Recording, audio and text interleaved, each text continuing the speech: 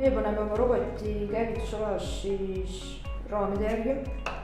Raamid on kas viltused, et saada kindla nurga all robot sõitma, või sirged.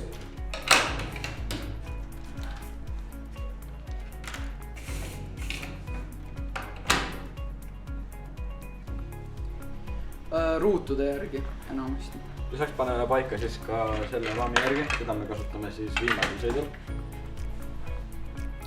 Et siia läheb siis robot. Robot läheb siis siia ja siis on see lisaks veel küljega vastas. Kas igal programmil on oma ruudustik, kuhu paigutada või iga eraldi raam? Ja igal programmil on oma ruudustik. Ruutude järgi, et me loeme siit õiged ruudu siis kogused ja siis paneme ilusti paika. Osad raamid lähevad vastu seina ja teised paneme lihtsalt niimoodi silma järgi, et nii on õige. Tuleb hästi sihtida, tuleb pikalt ja palju harjutada, et programm ja siis robot ilusti teeksid koostööd ja siis tuleb lihtsalt paluda Jumalat, et ta selle ära teeks.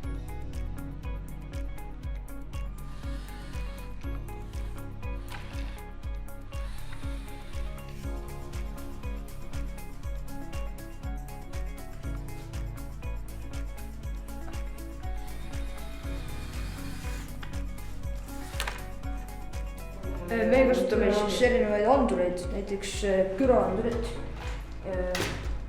või mootori pöörete andureid, et jõuda täpselt kaugematesse kohtadesse.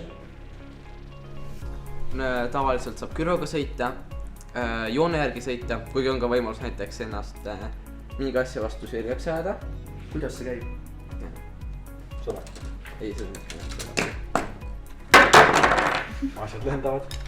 Siis on võimalik kasutada suunajaid, nagu meil siin on, mis siis sõidavad ja kui robot läheb natuke valesti, siis need suunajad lihtsalt suunavad see roboti õigesti. Kui ta läheb valesti, siis need lihtsalt suunavad roboti õigesti. Samuti on ka võimalik joone järgi sõita. Me kasutame ka gyro keeramist, et näiteks kui robot teeb siin gyro reseti, jõuab sinna ja on selle püsti, siis robot läheb piltu. Robot lihtsalt ei tee gyro reseti ja keerab ennast 0 kraadi, et ta oleks jälle paralleelselt laua lõunapoolega. Me kasutame siis nurgal olevaid juppe, et saada siia kohta näiteks platsil oleva asi. Et näiteks on tuu, et see siin kõik kinni, tuleb lahti. Ja kui näiteks robot on veits kõveralt, siis tänu nendele ta läheb ikka õigesse kohta. Kas just kõige täpsemalt, aga ta läheb õigesse kohta ja on ikka suurem võimalus, et teeb ära. On ka seesama gyroga keeramine, et kui robot läheb piltu, saab õigeks keerata.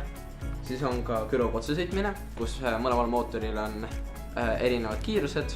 Ja kui näiteks robot peab sõitma 0 kraadiga, läheb 1 kraadile, siis üks ratas on 2 kraadi, teine 0 ja siis see keerab ennast tagasi.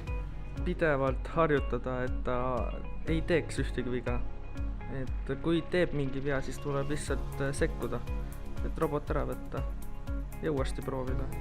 Mida te muudate, et kui ütleme, sa teed õhtu otse ja vaatad, robot läheb piltu, siis mis asju sa muudad? Peamiselt muudan programmi siis, et siis vaatan sealt üle kõik asjad ja leiab sealt vea üles ja siis peaks toimima kõik asjad, et muu siis ei saa viga olla see enam.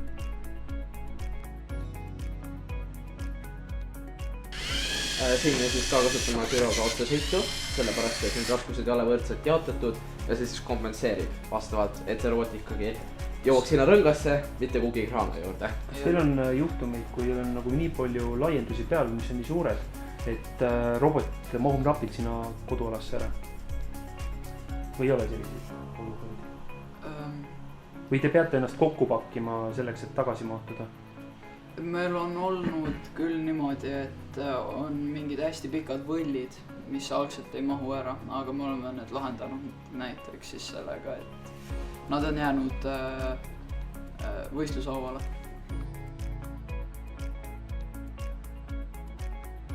No eks esiteks on siis alused, ehk siis millist alust on kõige raskem peale panna, sellele paneme taset esimeseks sõiduks.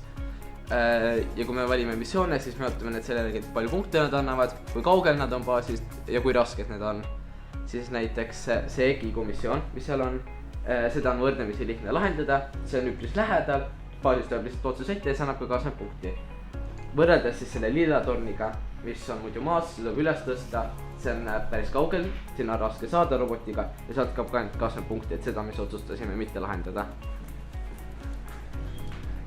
Võtame selle lihtsuse ja nii-öelda selle punktide vahet, mis on kõige lihtsam ja mis annab kõige rohkem punkte, et need oleks hea, kui oleks lähestikus, aga kui see oleneb ka platsist.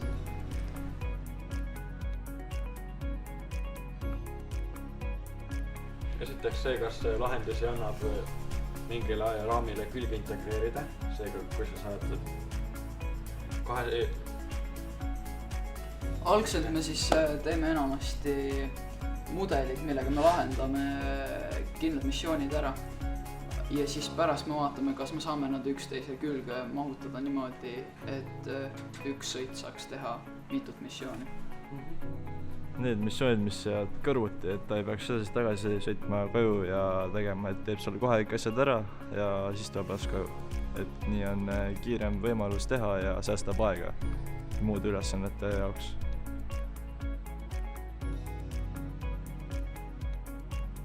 Kui robotil on viimane sõit ja näiteks viimane asi lihtsalt sõidab silla peale, siis on mõte ka robot lihtsalt niisama sinna jätta. Eriti kui on ainult 10 sekundit järgi, et siis tuleb robot uuesti paika panna ja ta lihtsalt jõuab seda ära teha.